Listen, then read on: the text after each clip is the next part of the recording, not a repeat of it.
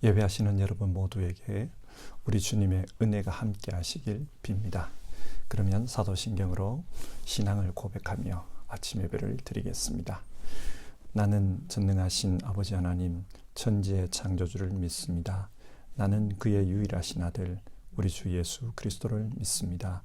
그는 성령으로 잉태되어 동정녀 마리아에게서 나시고 본디오 빌라도에게 고난을 받아 십자가에 못 박혀 죽으시고 장사된 지 사흘 만에 죽은 자 가운데서 다시 살아나셨으며 하늘에 오르시어 전능하신 아버지 하나님 우편에 앉아 계시다가 거기로부터 살아있는 자와 죽은 자를 심판하러 오십니다. 나는 성령을 믿으며 거룩한 공개회와 성도의 교제와 죄를 용서받는 것과 몸의 부활과 영생을 믿습니다. 아멘. 오늘 아침에 함께 살펴보실 하나님의 말씀은 마태복음 23장 25절부터 39절까지의 말씀입니다. 마태복음 23장 25절에서 39절입니다. 주어진 본문의 말씀을 받들어 읽겠습니다. 율법 학자들과 바리새파 사람들아, 위선자들아, 너희에게 화가 있다. 너희는 잔과 접시의 겉은 깨끗이 하지만 그 안은 탐욕과 방종으로 가득 채우기 때문이다. 눈먼 바리새파 사람들아, 먼저 잔 안을 깨끗이 하여라. 그리하면 그 겉도 깨끗하게 될 것이다. 율법 학자들과 바리새파 사람들아, 위선자들아, 너희에게 화가 있다.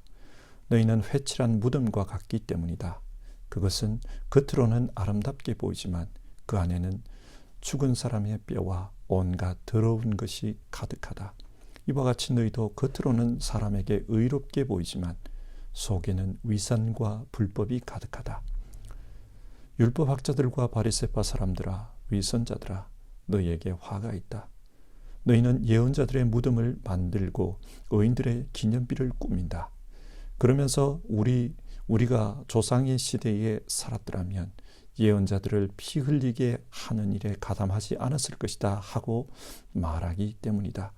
이렇게 하여 너희는 예언자들을 죽인 자들의 자손임을 스스로 증언한다.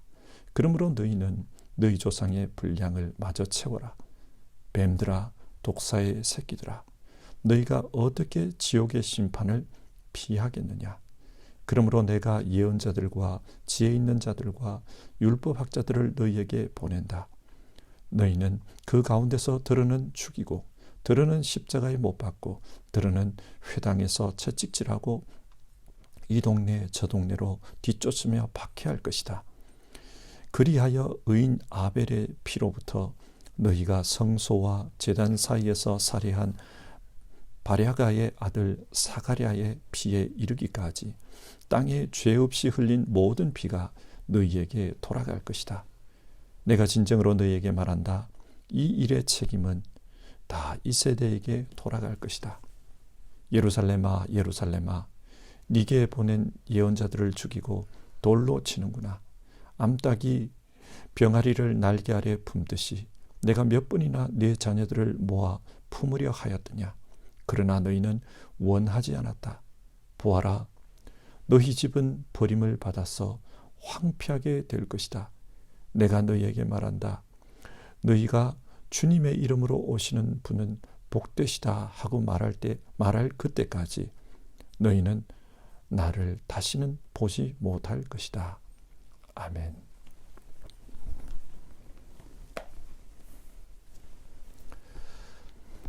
마태복음 23장은 예수님께서 율법학자들과 바리새파 사람들을 비판한 내용입니다. 이때 예수님은 7번에 걸쳐 화가 있을 것이다, 그런 말씀을 하십니다.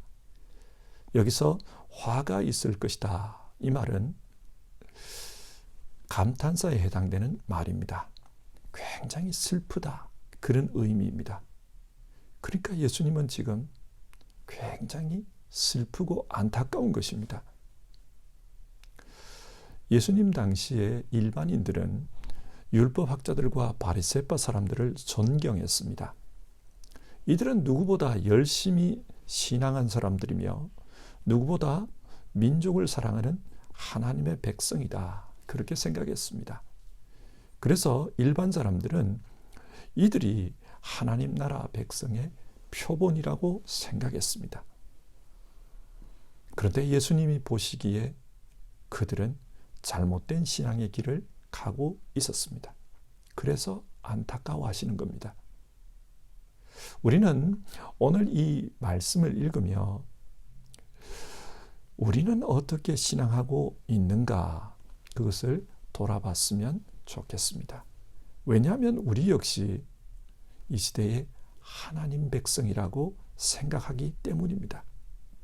오늘 말씀을 보며 하나님 백성으로서 우리는 어떻게 신앙하고 있는지 그것을 다시 한번 생각해 봅시다. 먼저 25절입니다. 율법학자들과 바리새파 사람들아, 위선자들아, 너희에게 화가 있다. 예수님은 5번째로 화가 있다, 그런 말씀을 합니다. 본문 마태복음 23장 13절에서 24절까지 4가지의 화가 있다, 그런 말씀을 하셨습니다. 그리고 25절이 5번째입니다. 그러면 무슨 이유로 화가 있다고 하십니까? 너희는 잔과 접시의 겉은 깨끗이 하지만 그 안은 탐욕과 방종으로 가득 채우기 때문이다. 여기서 잔과 접시는 눈에 보이는 부분을 가리킵니다. 바리새파 사람들과 율법학자들은 눈에 보이는 삶은 깨끗하게 살았습니다. 그렇기 때문에 사람들이 존경한 것이죠. 하지만 예수님은 그들의 내면을 문제 삼고 있습니다. 그 내면은 탐욕과 방종으로 가득 차 있다는 것입니다. 탐욕, 세상의 욕심입니다. 방종, 도덕적인 죄를 가리킵니다. 겉으로 볼 때는 경건하게 보이지만 그 속 사람은 죄인들과 똑같이 살아간다는 말입니다. 그래서 26절, 겉으로만 경건하게 보이려고 하지 말고 먼저 내면을 깨끗이 하라, 그런 말씀을 하십니다. 잠언 4장 23절의 말씀인데요. 그 무엇보다도 너는 내 마음을 지켜라. 그 마음이 바로 생명의 근원이기 때문이다. 사람의 본질은 눈에 보이는 부분이 아니라 눈에 보이지 않는 내면에 의해 결정된다는 것입니다. 그러므로 신앙생활은 눈에 보이지 않는 이 내면, 영적인 상태, 거기에 포커스를 맞춰야 합니다. 마태복음 5장에서 예수님은 사람을 죽이지 않았다고 살인하지 말라, 그 계명을 다 지킨 게 아니라고 하셨습니다. 만약 그 내면에 어떤 사람을 향해 분노와 원망, 그런 것을 품고 있다면 그것도 살인이라고 하셨습니다. 그리고 간음하지 말라, 이 말씀도 똑같은데 사람들은 실제로 불륜을 행하지 않으면 간음하지 않았다고 생각합니다. 그러나 예수님은 불륜을 범하지 않았더라도 그 마음에 음욕을 품고 살아가면 그것 자체가 간음이라고 하셨습니다. 무슨 말입니까? 인간은 눈에 보이는 것을 가지고 판단합니다.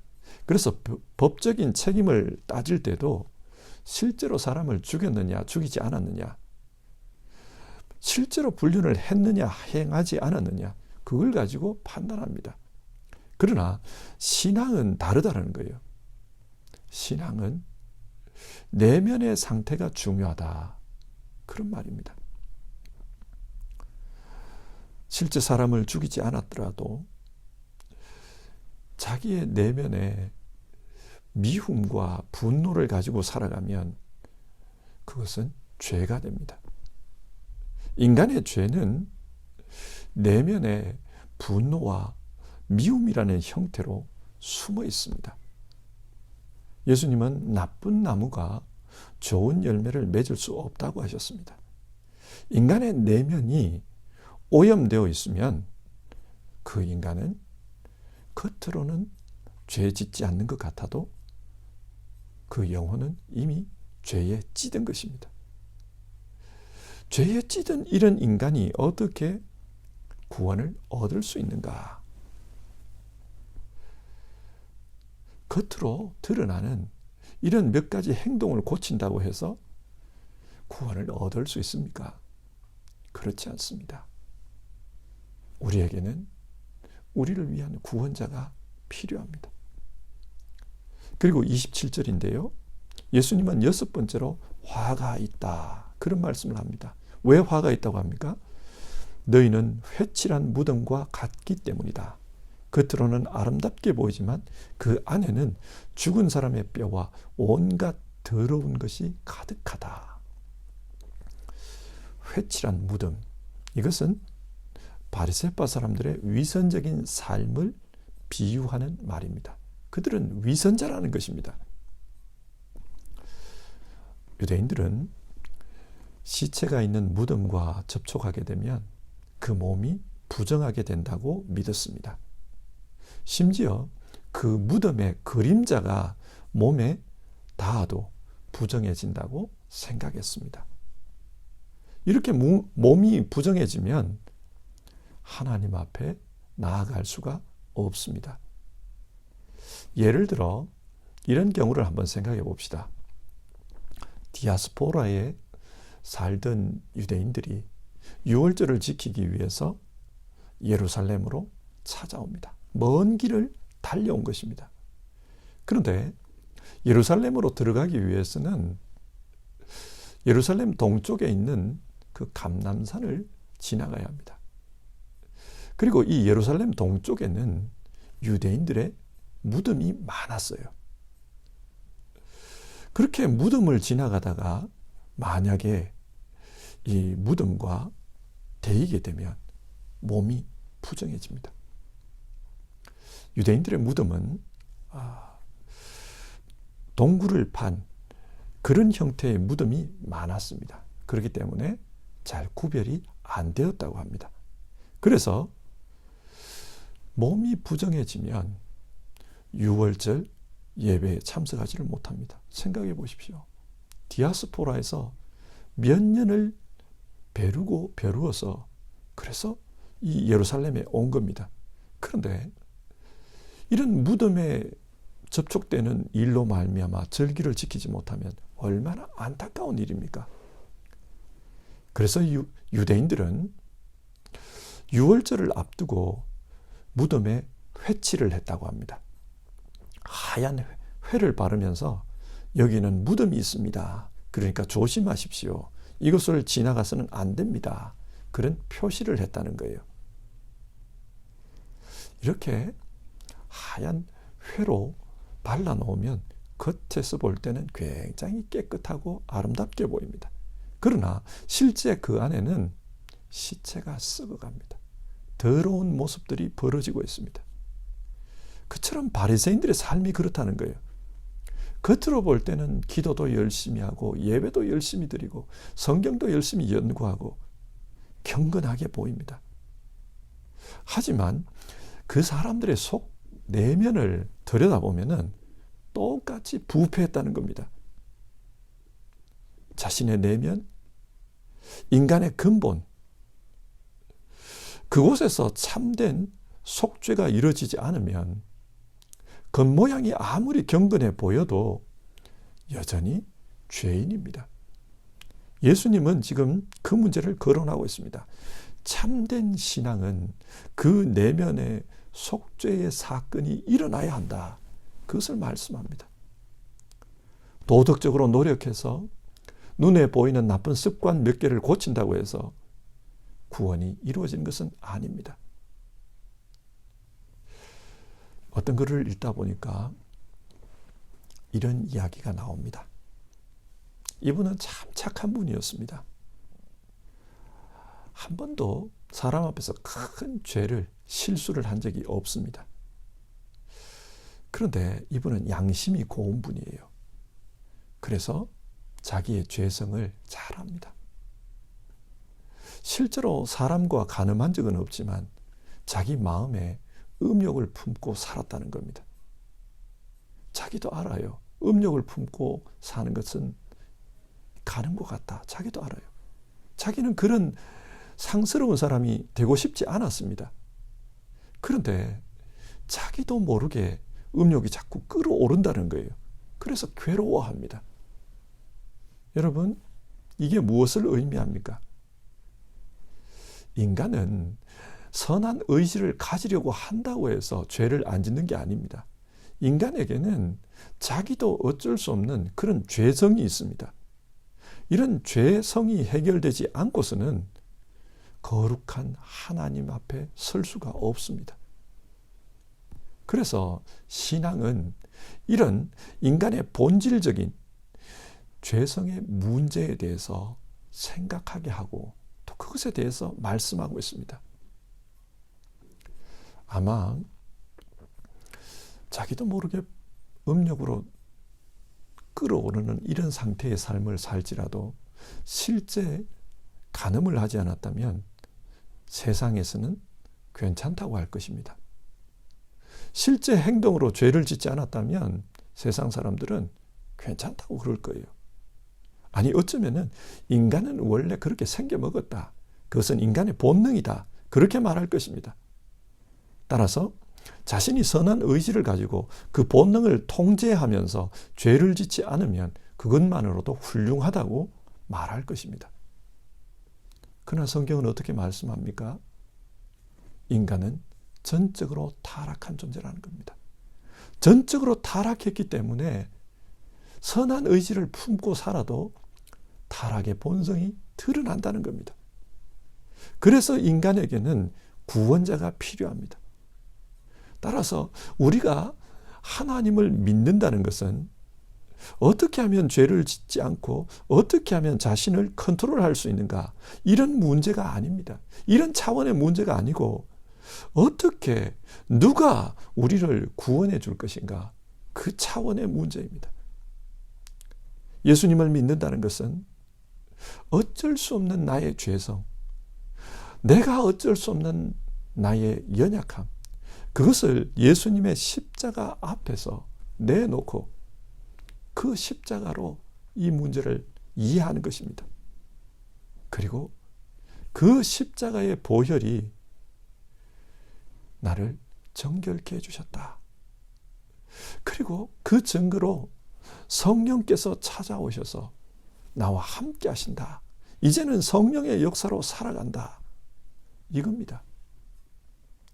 성령만이 우리 내면의 문제, 우리 영혼의 문제를 해결할 수 있습니다. 신앙은 성령으로 거듭나는 것. 그래서 우리 안에 계시는 그 하나님으로 말미암아 살아가는 것. 그 차원입니다. 29절, 7번째로 화가 있다. 그 말씀이 나옵니다. 7번째로 말씀하는 이 화는 선지자들을 박해한 것과 관련이 있습니다. 하나님은 유대인들이 바른 신앙으로 살도록 인도하기 위해서 선지자들을 보내주셨습니다. 그런데 사람들은 자기들이 듣기 싫은 소리를 한다고 그 선지자를 때리고 죽였습니다. 그러면서도 그 선지자들의 묘는 아름답게 꾸미고 있다는 겁니다. 무슨 말입니까? 선지자들이 하나님의 말씀을 외칠 때는 듣기가 싫었어요. 화가 나서 박해를 냈습니다. 그런데 시간이 지났고 보니까 그분들이 진짜 하나님이 보낸 하나님의 사람이었다는 것을 알게 되었습니다. 그래서 훗날 묘비를 세우고 무덤을 꾸미는 것입니다. 사실 성경을 보면 이런 현상은 늘 발생했습니다. 그래서 예수님은 35절에서 의인 아벨부터 바가랴의 아들 사가랴의 죽음에 대한 언급을 하십니다. 이게 무슨 말이냐? 유대인들이 사용하는 성경은 지금 우리가 사용하는 성경과 이 배열 순서가 좀 다릅니다. 히브리어 성경에는 역대기서가 성경의 끝부분, 나중에 나옵니다. 그렇게 보면 성경의 첫 부분, 창세기죠. 창세기의 첫 순교자가 나오는데 그 사람이 아벨이에요. 그리고 성경의 끝부분, 마지막 순교자는 역대하 24장에 나오는 사가랴입니다. 그러니까 예수님은 지금 성경 처음부터 끝까지 그 기록 속에 너희와 너희 조상들이 어떻게 의인을 박했는지 그것을 깨달으라는 겁니다. 그러나 지금도 너희는 의인을 박해하고 있다. 또 앞으로도 박해할 것이다. 그 말씀을 합니다.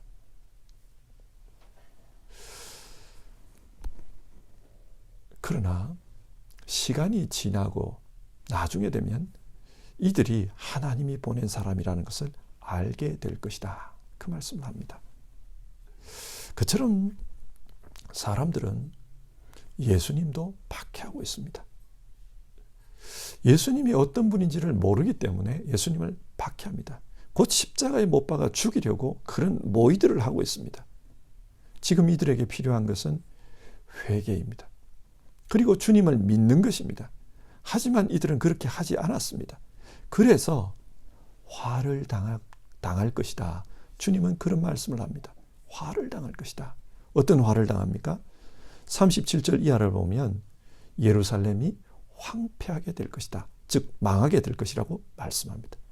정말 예루살렘은 예수님이 십자가에 달려 돌아가신 후 얼마 지나지 않아서 망합니다. AD 70년 로마의 티투스 장군이 들어와서 돌 위에 돌 하나 남기지 않고 예루살렘을 처참한 상태로 만들어버립니다.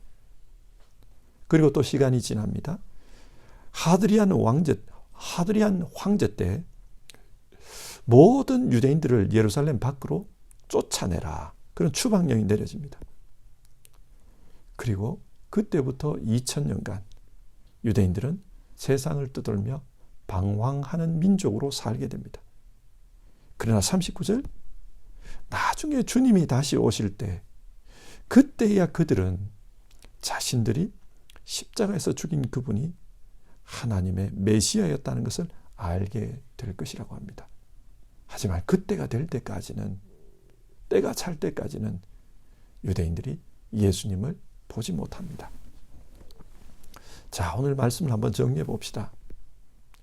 오늘 성경은 바리새파 사람들에게 임할 화에 대해서 이야기하면서 동시에 오늘 우리는 어떻게 신앙해야 되는가, 그것을 교훈하고 있습니다. 오늘 우리에게 어떻게 신앙하라고 합니까? 우리의 영혼의 문제에 집중하라는 겁니다. 눈에 보이는 겉모습이 아니라 영혼의 문제, 내면의 문제에 집중하라고 합니다. 구원은 도덕적인 계명, 윤리적인 어떤 교훈 몇 가지를 더 지키고 사는 것, 그것으로 가능하지 않습니다. 영혼의 문제가 중요합니다.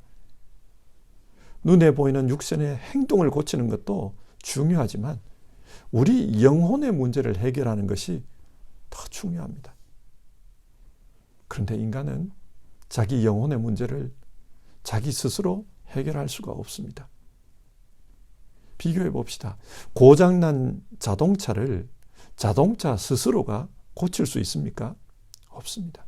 자동차를 만든 사람이 고쳐줘야 합니다. 마찬가지입니다. 인간은 죄를 지었습니다. 그래서 고장났습니다. 그런데 부분적으로 고장난 것이 아니라 전적으로 타락했다고 합니다. 완전히 부서진 겁니다. 그래서 자동차 부품 몇 개 갈아 끼우듯이 그렇게 해가지고 해결되지가 않습니다. 완전히 교체해야 합니다. 그처럼 인간의 생명을 영적인 생명으로 완전히 교체해야 되는데 이 일을 위해 하나님께서 예수 그리스도를 보내주셨습니다. 예수님의 생명으로 우리의 생명을 교환하기 위해서입니다. 따라서 구원받는다는 것은 내 노력으로 어떻게 해볼 수 있는 부분이 아닙니다. 주님이 우리에게 오셔서 주님 자신의 생명을 주실 때, 내 생명과 주님의 생명을 교체해 주실 때, 그때 가능합니다. 그러므로 구원은 선물입니다. 인간의 노력과 상관없이 주님께서 우리에게 행하시는 주님의 은총입니다. 이 은총이 임한 사람들에게는 성령이 함께 하십니다. 그래서 그 성령께서 우리 안에 계시면서 하나님을 알게 하시고 또 하나님의 뜻을 따라 살도록 도와주십니다. 우리는 성경을 읽습니다. 성령이 함께하지 않는 사람은 이 성경을 읽으면서 글자를 읽습니다. 성령이 함께하지 않는 사람도 성경을 읽을 수 있고 또 성경의 내용을 지식으로 이해할 수 있습니다. 그러나 그 성경을 통해 지금 하나님께서 내게 하시는 말씀, 주님의 음성을 깨달을 수는 없습니다. 하나님께서 내게 지금 무엇을 원하시는지, 또 내가 어떻게 살아가기를 원하시는지 그것을 깨달을 수는 없습니다. 성령이 함께하는 자만이 그것을 깨달을 수 있습니다. 오늘 내가 그리스도인이 되었다는 것은 하나님께서 내게 찾아오셔서 자신의 생명을 내게 허락하신 것입니다. 하나님께서 예수 그리스도를 보내셔서 내게 그 구원을 주시는 것입니다. 예수님은 2000년 전에 이 땅에 오셨지만 하나님은 지금 영으로 우리 영혼에 찾아오고 계십니다. 그래서 하나님의 생명을 우리에게 주십니다.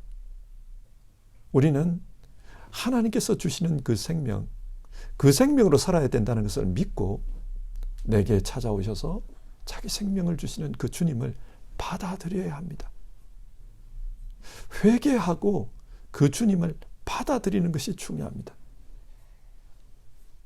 당시 신앙의 표본이라고 여겨졌던 바리새인은 도덕적인 행위, 자신들의 의, 거기에 취해서 예수님을 받아들이지 않았습니다. 오늘 우리 역시 나는 지금 교회 가고 있다. 나는 예배하고 있다. 나는 세례를 받았다. 이런 것에 취해서 지금 우리에게 다가오시는 그 주님을 모르고 지내지는 않습니까? 이게 중요합니다. 참된 신앙은 지금 영적으로 주님을 만나는 것입니다. 지금 영적으로 주님과 함께 동행하며 사는 것입니다. 지금 내게 찾아오셔서 우리의 영혼을 두들기고 계시는 그 주님을 받아들이는 것이 중요합니다. 오늘 우리의 신앙은 어디에 머물러 있는지 그것을 다시 한번 돌아봅시다. 찬송가 254장 내 주의 보혈은 우리 1절 2절 부르고요. 같이 기도하겠습니다.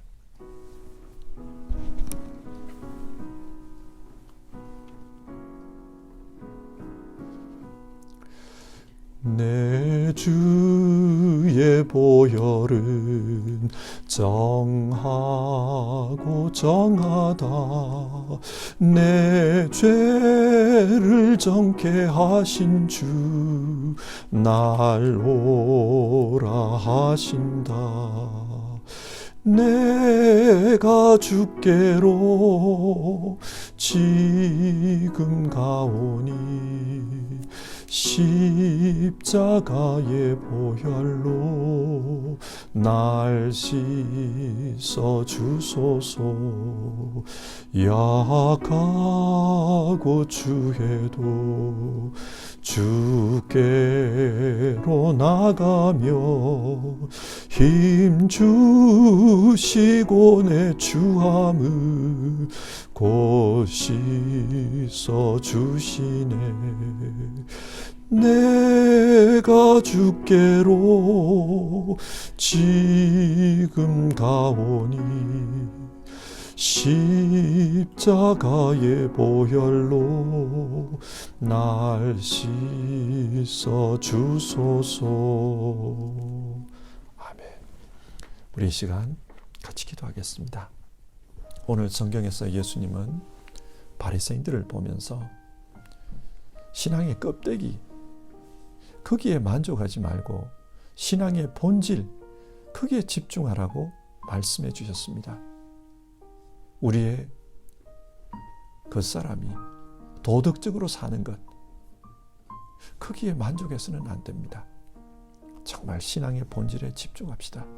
우리의 내면이 온전히 성령에 붙들려 살아가는 그런 삶을 살기를 우리 간구해 봅시다. 하나님, 신앙의 껍데기에 만족하는 신앙 되지 않게 하옵소서.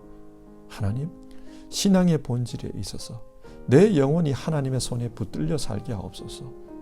내 영혼에 찾아오셔서 십자가의 보혈을 제시하시고 우리를 정결케 하신 그 예수님 만나고 그 예수님 받아들이고 그 예수님 따라서 사는 사람 되게 하옵소서. 우리 그렇게 기도해 봅시다.